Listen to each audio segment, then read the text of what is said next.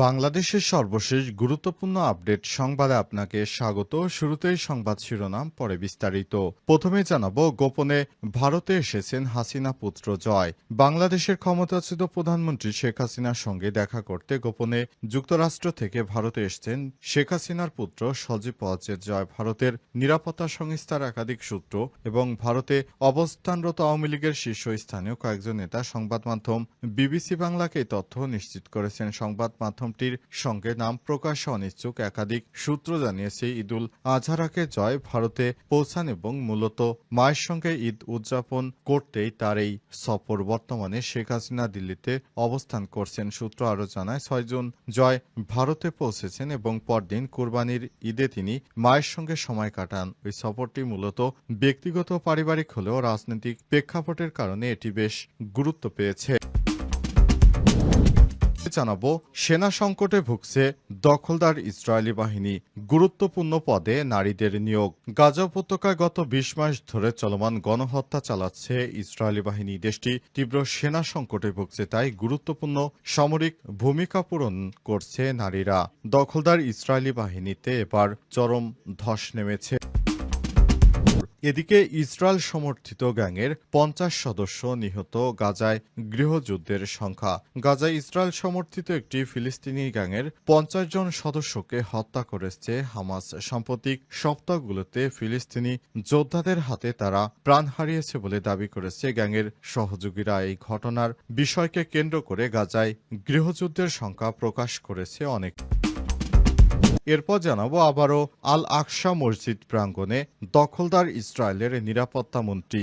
ইসরায়েলের জাতীয় নিরাপত্তা মন্ত্রী ইতামার বেন গভির আজ দখলকৃত পূর্ব জেরুজালেমের পশ্চিমে আল আকসা মসজিদ প্রাঙ্গণে প্রবেশ করেছে। খবর আনাদু। জানাবো, ব্রিটিশ প্রধানমন্ত্রী কানাডার সফর শনিবার থেকে।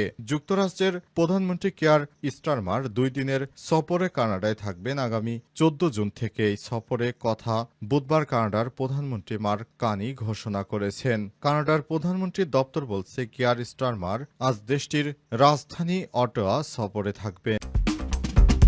সেনা সংকটে ভুগছে ইসরায়েল, গুরুত্বপূর্ণ পদে নারীদের নিয়োগ। গাজা উপত্যকায় গত 20 মাস ধরে চলমান গণহত্যা চালাচ্ছে ইসরায়েলি বাহিনী। দেশটির তীব্র সেনা সংকটে ভুগছে, তাই গুরুত্বপূর্ণ সামরিক ভূমিকা পূরণ করছে নারীরা। আজ গণমাধ্যম মিডল ইস্ট মনিটরের এক প্রতিবেদনে তথ্য প্রকাশ করা হয়েছে। প্রতিবেদনে বলা হয়েছে, গাজা উপত্যকায় ইসরায়েলি আগ্রাসন শুরু হওয়ার আগে নারী সেনাদের দায়িত্বে মূল সীমান্ত পাহারা ও পশ্চিম তীরে, যেটি আন্তর্জাতিকভাবে অবৈধ দখল করা চেক পয়েন্টের কাজের মতোই সীমাবদ্ধ ছিল। কিন্তু দীর্ঘায়িত এই সামরিক অভিযান নারীদের গাজা, লেবানন ও সিরিয়ার মতো ফ্রন্টলাইনে পাঠাতে বাধ্য করা হচ্ছে।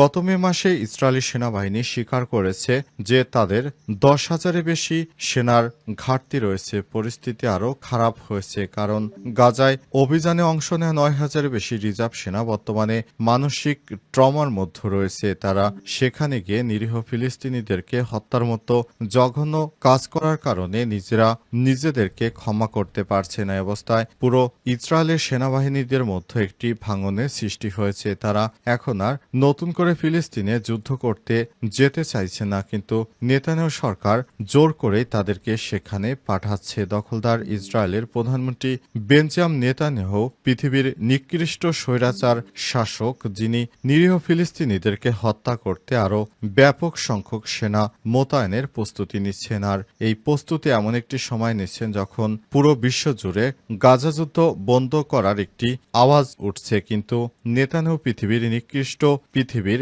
জঘন্যতম ইহুদিবাদী প্রধানমন্ত্রী, যিনি পুরো গাজা এলাকায় ধ্বংস করতে আরও অতিরিক্ত সেনা মোতায়েনের যে স্বপ্ন দেখছেন, সেটি আশা করি কখনোই পূরণ হবে না। কারণ যারা মজলুম, তাদের সঙ্গে সৃষ্টিকর্তা রয়েছে।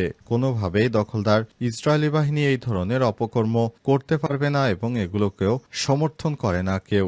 যতই চেষ্টা করুক, দিন শেষে ইহুদিবাদী ইসরায়েলের পতন অনিবার্য। বিশ্লেষকরা সেটাই মন্তব্য করে জানিয়েছেন যে যতই তুমি বাড়াবাড়ি করো না কেন, দিন শেষে তোমার যতটুকু রয়েছে সেটুকু নিয়ে তোমার সন্তুষ্ট থাকা উচিত। কিন্তু ইহুদিবাদী নেতানিয়াহু বিষয়টি বোঝার চেষ্টা করছে না। ভারতে এসেছেন হাসিনা পুত্র জয়।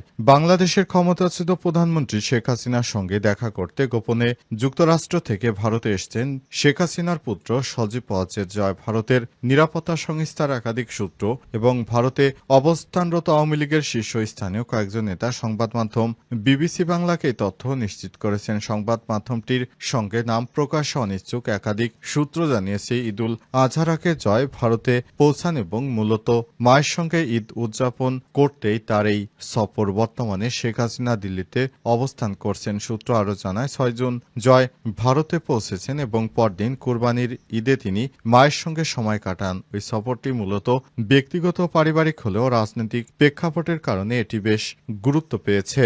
সূত্র আরও জানায়, ৬ জুন ভারতে আসার পর জয় তার রাজনৈতিক দলের বিভিন্ন নেতাকর্মীদের সঙ্গে সাক্ষাৎ করতে পারেন। এছাড়া আরও বিভিন্ন গণমাধ্যম থেকে জানা গেছে, শেখ হাসিনা পুত্র সজীব ওয়াজেদ জয় ভারতে আসার পর তার দলের নেতাকর্মীরা অনেক চাঙা হতে শুরু করেছে।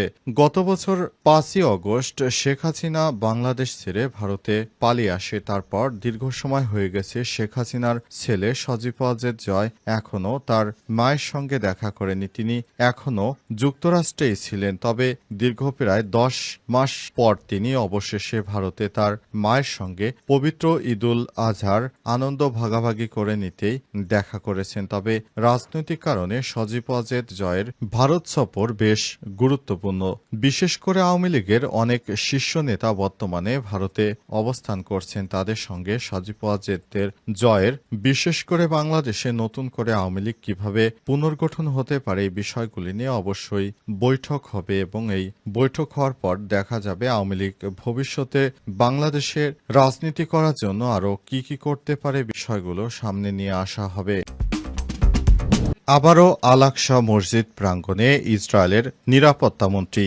লক্ষ্য হচ্ছে ইসরায়েল মসজিদ আল আকসার ক্ষতি করতে চায়। ইসরায়েলের জাতীয় নিরাপত্তামন্ত্রী ইতামার বেন গভির আজ সকালে দখলকৃত পূর্ব জেরুজালেমের পবিত্র আল আকসা মসজিদ প্রাঙ্গণে প্রবেশ করেছে। খবর আনাদুলুর। জেরুজালেমের ইসলামী ওয়াকফ ইসলামিক তহবিল বিভাগ সংক্ষিপ্ত বিবৃতিতে জানিয়েছে, বেন গভির ইসরায়েলি বাহিনীর কঠোর নিরাপত্তা বেষ্টনীর মধ্য দিয়ে আল আকসা মসজিদ প্রাঙ্গণে প্রবেশ করে। ২০২২ সালে প্রধানমন্ত্রী বেঞ্জামিন নেতানিয়াহু সরকারে যুক্ত হওয়ার পর থেকে এটি ছিল কঠোর ডানপন্থী এই নেতার অষ্টমবারের মতো আল আকসায় প্রবেশ। বেন গাভিরের এই ধরনের কার্যক্রম নিয়মিতভাবে ফিলিস্তিনিদের মধ্যে ক্ষোভের সৃষ্টি করে আন্তর্জাতিক অঙ্গনেও ব্যাপক নিন্দা কুড়িয়েছে। আল আকসা মসজিদে মুসলিমদের তৃতীয় পবিত্র স্থান হিসেবে বিবেচিত। তবে ইহুদিরাও এই স্থানটিকে টেম্পল মাউন্ট নামে দাবি করে থাকে। এই জায়গাটি দীর্ঘদিন ধরে ইসরায়েল ও ফিলিস্তিনিদের মধ্যে উত্তেজনার কেন্দ্রবিন্দু হিসেবে বিবেচিত হয়েছে। আন্তর্জাতিক সম্প্রদায় ইতিপূর্বেও বারবার আহ্বান জানিয়েছে